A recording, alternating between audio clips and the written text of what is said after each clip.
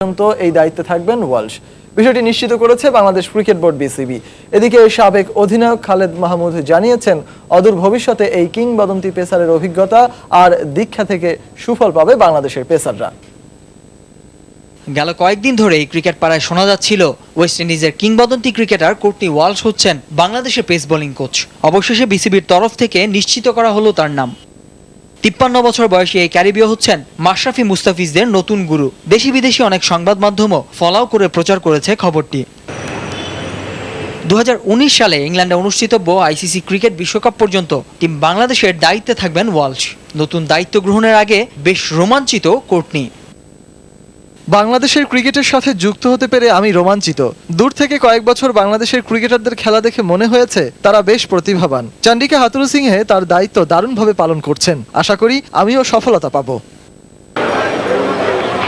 132 টেস্টে 519টি আর 205 ওডিআইতে 227 উইকেট শিকার করেছেন এই কিংবদন্তি পেসার। এছাড়াও 22 টেস্টে নেতৃত্ব দিয়েছেন ক্যারিবীয়দের। 2011 সালে অবসর নেন আন্তর্জাতিক ক্রিকেট থেকে। ওয়ালশের অধীনে বাংলাদেশের পেসারদের ধার আরও বাড়বে বলেই বিশ্বাস করেন সাবেক অধিনায়ক ও বিসিবি পরিচালক খালেদ মাহমুদ সুজন। এত এক্সপিরিয়েন্স একজন ফাস্ট বোলার ছিলেন, ওয়ার্ল্ড ওয়াইড কমেন্ট্রি করেছেন সারা জীবন, বোলারদের নিখুঁত ধরা। তো আমি মনে করি দারুণ একটা ব্যাপার যে ওয়ালশ আমাদের কোচ হচ্ছেন। আমি খুব এক্সাইটেড। এই নামটা অবশ্যই ইন্সপিরেশন, কিন্তু সবচেয়ে বড় কথা যে এখান থেকে আমাদের শিখে নিতে হবে। আসলে আমাদের যারা ফাস্ট বোলার আছেন তাদেরকে শিখে নিতে হবে। আমাদের এইচপি লেভেলে কিংবা আমাদের 19 লেভেলে যদি তার একটা সংস্পর্শে আসে, তো ডেফিনেটলি আমরা ইয়াং বোলারদের তার কাছে পাঠাতে পারি। তো এটা আমাদের ক্রিকেটের জন্য অবশ্যই ফাস্ট বোলার জন্য বিরাট একটা অভিজ্ঞতা হবে তার কাছে। এর আগে ওয়েস্ট ইন্ডিজ অনূর্ধ্ব 19 দলের ম্যানেজার এবং জামাইকা তালাওয়াসের বোলিং পরামর্শক, এছাড়াও ওয়েস্ট ইন্ডিজ ক্রিকেট বোর্ডের নির্বাচকের দায়িত্ব পালন করেছেন ওয়ালশ। নাসির সুলতান, সময় সংবাদ, ঢাকা। কোর্টনি ওয়ালশের মতো মানসম্পন্ন কোচের অভিজ্ঞতা ও দীক্ষা কাজে লাগাতে পারলে টেস্ট ক্রিকেটে বাংলাদেশ অনেক দূরে এগিয়ে যাবে। শৈশবের আদর্শ এই বোলারের পেস বোলিং কোচ হিসেবে দায়িত্ব নেওয়ার খবরে এমনটাই জানিয়েছেন বাংলাদেশ জাতীয় দলের ওয়ানডে অধিনায়ক মাশরাফি বিন মুর্তজা। পাশাপাশি ওয়ালশের কাছ থেকে শিক্ষা নিয়ে জাতীয় দল ও এর বাইরের পেসাররা আরো দক্ষ হয়ে উঠবে বলেও মনে করেন তিনি। 2001-এর নভেম্বরে জিম্বাবুয়ের বিপক্ষে টেস্ট ম্যাচ দিয়ে সাদা পোশাকে জাতীয় দলের হয়ে প্রথম মাঠে নামেন বাংলাদেশের বর্তমান ওয়ানডে অধিনায়ক মাশরাফি বিন মুর্তজা। তবে শৈশবে যাকে পেস বোলিংয়ের আদর্শ মেনে বল হাতে নিয়েছিলেন, সেই স্বপ্নের নায়ক ওয়েস্ট ইন্ডিজের পেসার কোর্টনি ওয়ালশকে এবার গুরু হিসেবে পেতে যাচ্ছেন ম্যাশ। কারণ 2019 বিশ্বকাপ পর্যন্ত বাংলাদেশের পেস বোলিং কোচ হিসেবে দায়িত্ব পালন করবেন এই ক্যারিবিয়ান কিংবদন্তি। তাই ওয়ালশের মতো এমন কিংবদন্তি পেসারের সাথে ড্রেসিং রুম ভাগাভাগি করে নেয়ার পাশাপাশি তার কাছ থেকে শিক্ষা নেওয়ার সুযোগ পেয়ে আনন্দিত নড়াইল এক্সপ্রেস। অনেকবারই বলেছি আমি সবসময় একজনের ফ্যান ছিলাম, সেটা হচ্ছে কোর্টনি ওয়ালশ। মানে টোটাল ক্যারিয়ার নাম, যখন ছোটোবেলা থেকেই খেলা দেখি, তার মতো একজন খেলোয়াড়, পার্সোনালিটি, একজন মানুষ সে ড্রেসিং রুমে আমরা শেয়ার করতে পারবো। এই মুহূর্তে আসলে এটা নিয়ে বেশি এক্সাইটেড।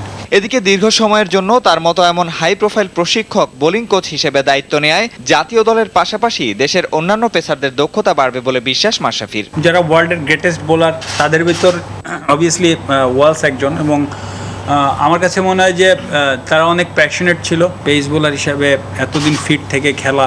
এই জিনিসগুলো আসলে শিখতে পারলে আমার কাছে মনে হয় যে বেশি বেনিফিটেড হবে আমাদের দেশের বোলাররা। 132টি টেস্ট ম্যাচ খেলে 519 উইকেট নেয়া ওয়ালশ ক্রিকেট বিশ্বে অন্যতম কিংবদন্তি হিসেবে পরিচিত। তাই ক্যারিবীয় এই কোচের কাছ থেকে দীক্ষা নিয়ে বাংলাদেশ টেস্ট ক্রিকেটে অনেক দূর এগিয়ে যাবে বলেও মনে করেন তিনি। আমি আশা করছি ইনশাল্লাহ হিউজ ইম্প্যাক্ট পড়বে আমাদের বোলিংয়ে, আশা করি বিশেষ করে টেস্ট ক্রিকেটে। এখনো পর্যন্ত আমরা সর্বোচ্চ ভালোটাই অবশ্যই আশা করছি, এবং আমি জানি যে সবাই সেটাই আশা করছে। সেপ্টেম্বরের প্রথম সপ্তাহে বাংলাদেশ জাতীয় দলের হয়ে দায়িত্ব শুরু করার কথা রয়েছে কোর্টনি ওয়ালশের। নিয়ামতুল্লাহ বাবু, সময় সংবাদ, ঢাকা। সাগর পার্ক কক্সবাজারে শুরু হয়েছে 6 দিনব্যাপী ওয়ালটন মাস্টার্স ক্রিকেট কার্নিভাল, যেখানে উদ্বোধনী ম্যাচে ভেনেসার রাজশাহী মাস্টার্স 8 উইকেটে হারিয়ে আসরে শুভ সূচনা করেছে খালেদ মাহমুদ সুজনের ঢাকা মেট্রো মাস্টার্স। ম্যাচ সেরা হয়েছেন ঢাকা মেট্রোর মোহাম্মদ রফিক। তবে হার জিত ছাপিয়ে সাবেক খেলোয়াড়দের উপস্থিতিতে শেখ কামাল আন্তর্জাতিক স্টেডিয়াম পরিণত হয় তারকাদের মিলন মেলায়।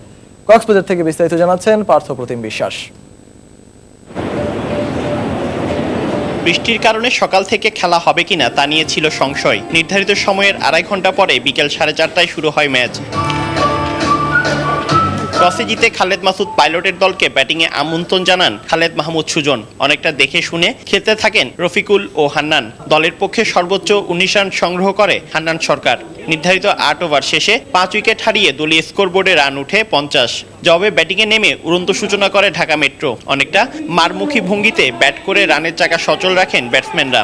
আর এক সময়ে জাতীয় দলের মারকুটে ব্যাটসম্যান রফিক তুলে নেন 8 বলে 22 রান। আর 3 ওভার বাকি থাকতেই জয় পায় ঢাকার দলটি। সেক্ষেত্রে ম্যান অফ দ্য ম্যাচের পুরস্কার উঠে রফিকের হাতে। আজকে টুর্নামেন্টটা আরম্ভ হলো, যে খেলা শেষ হলো, একটা রেজাল্ট হলো, এটি সবচেয়ে বড় আনন্দ। টুর্নামেন্টটা হতে পারে এই বছর হয় না, নেক্সট ইয়ার ইনশাল্লাহ ভালো জমজমা হবে। জয় না পেলেও সাগর পাড়ের মাঠে প্রথমবারের মতো খেলতে এসে খুশি রেনেসা রাজশাহীর অধিনায়ক। সাবেক যারা এখানে প্লেয়ার আছে প্রত্যেকটি খুবই আনন্দ করছে এবং ফ্যান্টাস্টিক এনভায়রনমেন্ট। বিশেষ করে এই কক্সবাজারে কিন্তু কারোই আমাদের খেলার সৌভাগ্য হয় নাই। এই মাঠটাতে মানে ওয়েদার বলেন সব কিছু নিয়ে, হয়তো ওয়েদারের কারণে হয়তো পুরো ম্যাচটা খেলতে পারলাম না, লাকি, বাট খুব এনজয় করছি পুরো ম্যাচটাই। আর জাতীয় দলের সাবেক খেলোয়াড়রা সবাই একসাথে মিলিত হতে পারায় অনেক বড় প্রাপ্তি বলে মনে করেন মিনহাজুল আবেদিন নান্নু।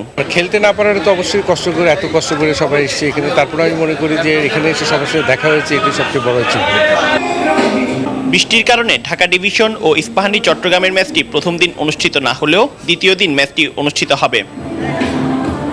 পার্থ প্রতিম বিশ্বাস, সময় সংবাদ।